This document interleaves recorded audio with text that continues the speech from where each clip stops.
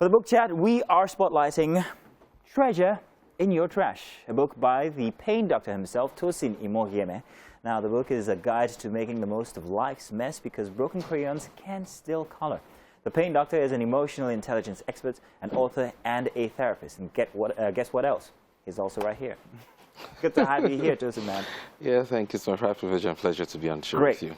You are no new person to media. You've been on very different platforms, writing a book. This is not your first book as well. I do remember the last one. No, I can't. Pain is a gift. Yeah, Pain is a gift, exactly. Thank you for reminding me.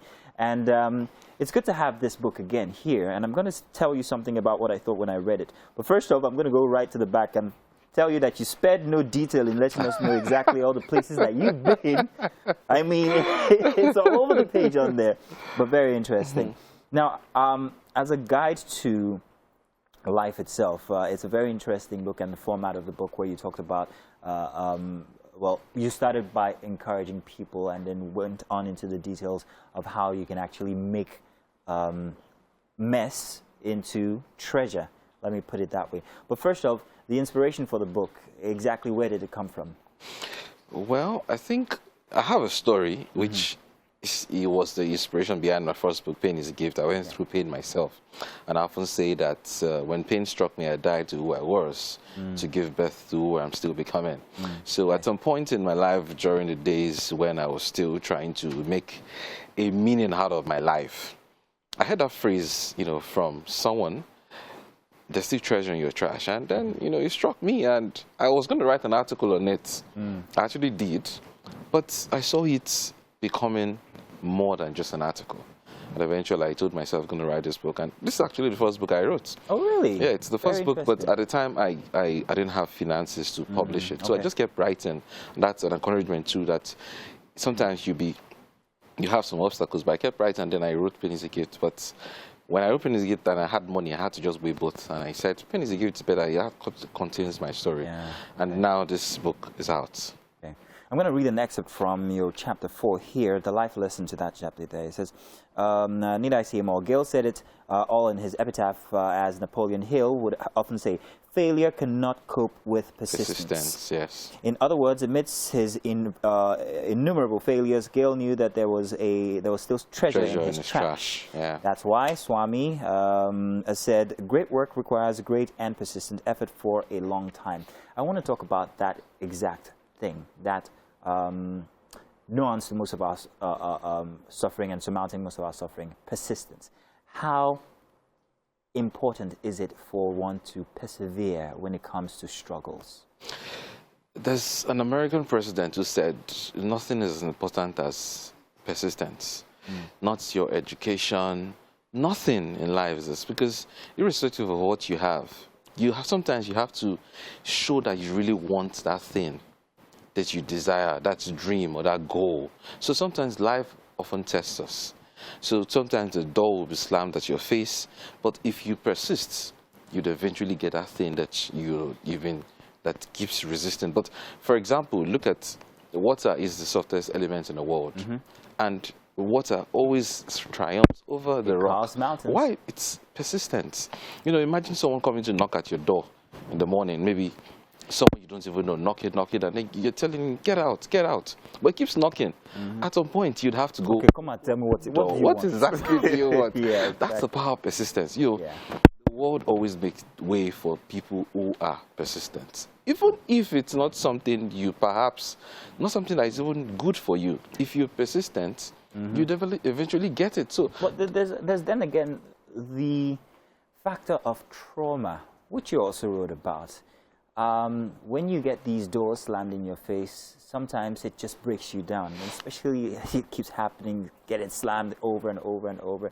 To the traumatized person, how can this book help?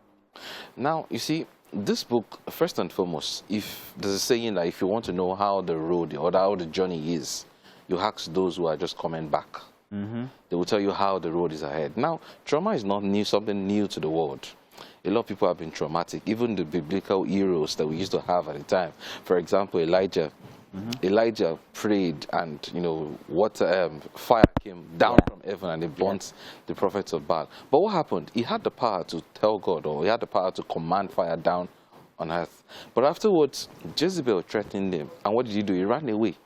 And he was telling God, I want to take my life. Now, if he had the power to bring down fire from heaven, then who is Jezebel? So the challenge is, it's not actually our circumstances that breaks us, it's our mind. There's something called mind imprisonment. That's the point where your mind overwhelms you. The greatest asset given to mankind is the mind.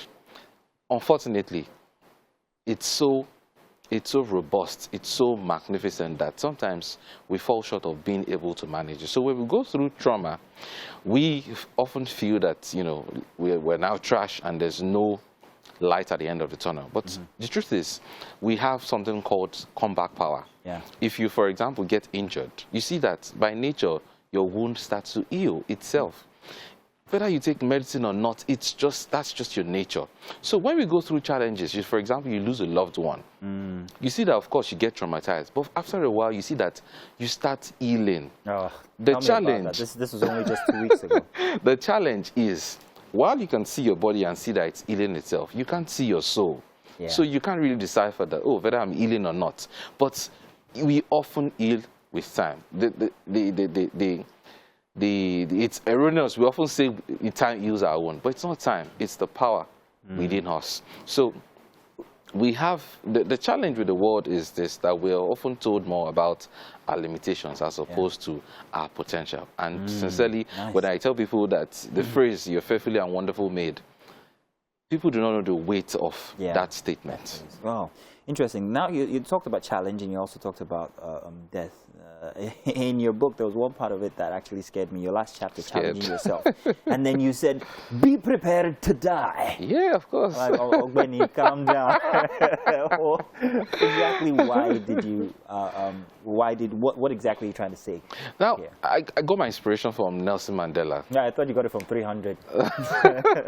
Well, 300 had its own part, but I got it from Nelson Mandela. At the time, then Nelson Mandela, he was prepared to die, and he told the judge, he looked the judge when he was sentenced to, court. He told the judge that if need be, this is a cause I'm willing to die for.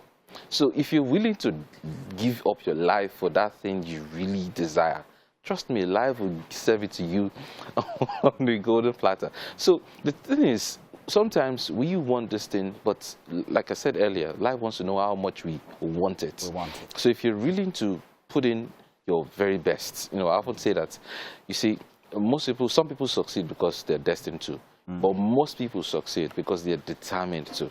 So once you put you're determined, you're resolute about, you're dogged that this is what you want and there's no going back, you eventually get, and there are times that, for example, there are often challenges that you go through.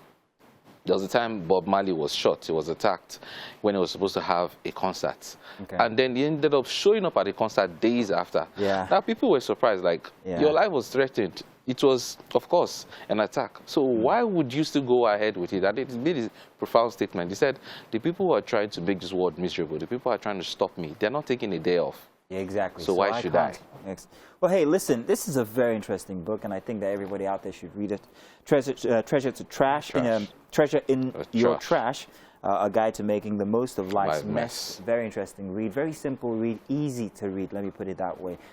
Thank you very much. You're welcome. Always a pleasure to see or hear you on all the different media platforms that you've been on. All right, tell you what, ladies and gentlemen, if you're out there, do stay tuned. We still have plenty more. And, of course, we'll be giving you details on exactly how you can send messages even across to our guests here. We'll be back at Still Wake Up Nigeria.